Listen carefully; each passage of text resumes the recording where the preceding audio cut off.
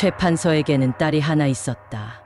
딸의 사위가 될 사람을 찾고 있었는데 조정의 벼슬 하러 온 사람들을 모두 살펴보니 신립이란 이름을 가진 사람이 참 인상이 좋고 나중에는 꼭 훌륭한 장군이 될 사람으로 보였다. 그래서 최 판서는 신립을 사위로 맞아들였다. 신립이 어느 날 사냥을 하러 나갔다. 노루 한 마리를 쫓아 정신없이 다니다 보니 어느덧 날도 저물어 어딘지 알아보기도 힘들 만큼 어두워졌지. 당황한 신립이 두리번거리다 보니 저 건너편에서 불빛이 반짝이는 것이 보였다. 이보시오, 아무도 없습니까? 이보시오, 주인장! 신립이 사람을 찾으며 대문 안으로 들어갔지만 기척이 없었어. 잠시 후 안채에서 한 젊은 여자가 나왔다. 여기는 나는 새도 잘 오지 못하는 깊은 산골인데 여기까지 어떻게 오셨습니까? 노루 사냥을 하다 보니 날이 저물어서 오도 가도 못하게 되었습니다. 죄송하지만 하룻밤만 신세를 져도 되겠습니까? 신립이 최대한 정중하게 말을 붙였지만 여자의 반응은 싸늘하였다. 손님의 사정은 딱하지만 우리 집에는 손님이 주무실 방이 없으니 그렇게 할 수 없습니다. 신립은 다시 사정하였다. 저마 밑이라도 산속보다는 나을 것입니다. 헛간이든 어디든 좋으니 하룻밤만 자고 갈 수 있게 해주십시오. 여자는 여전히 난감한 표정을 지으면서 주저했어. 혹시 나중에 무슨 일이 생기더라도 후회하지 않을 수 있으신가요? 후회하다니요. 이 댁에 무슨 사연이라도 있는 것입니까? 신립이 자꾸 물으니 여자가 대답했다.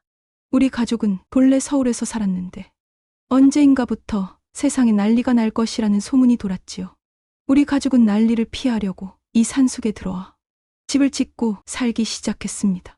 그런데 우리 집에서 일하던 노비 하나가 자기 힘센 것만 믿고 말썽을 일으키기 시작했습니다. 그러더니 저희 아버지께서 세상을 떠나시자 이 집안을 차지해 버렸답니다. 아이고, 저런 큰일이 있었군요. 여자는 이야기를 계속 이어갔다. 그 노비가 전부터 계속제 자기 부인이 되어 달라고 강요하고 있습니다.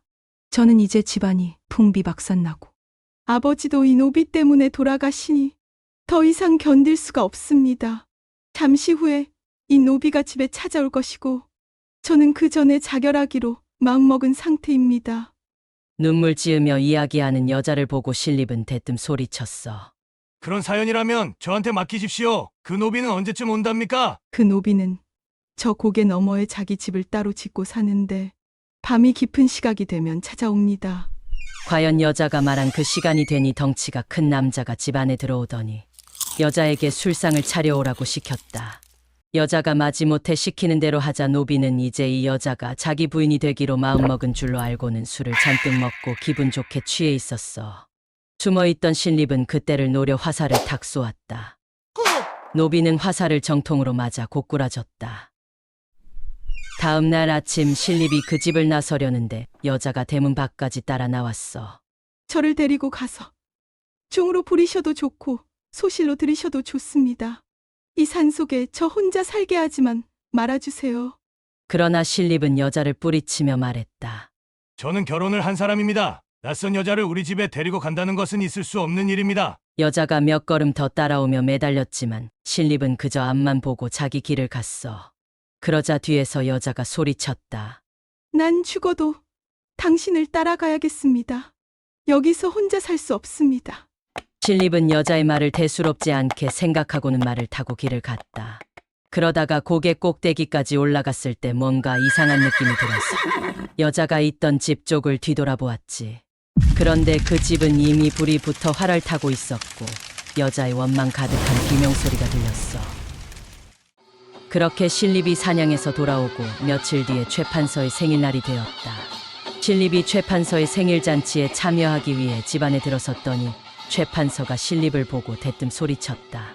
자네 얼굴을 보니 수심이 가득한 게 분명 무슨 일이 있었던 것 같군. 무슨 일이 있었는지 얘기해 주겠나? 신립은 며칠 전 사냥을 하러 갔다가 있었던 일을 이야기하였어.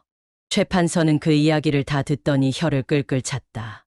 자네는 크게 될 인물은 못 되는군. 사람을 살려놓고 봐야지. 여자를 그렇게 혼자 두고 그냥 왔단 말인가? 내가 참 사람 잘못 보았네. 얼마 후 신립은 무과에 급제하여 장군이 되었다. 그런데 곧 나라에 일본군이 쳐들어와 큰 난리가 났지.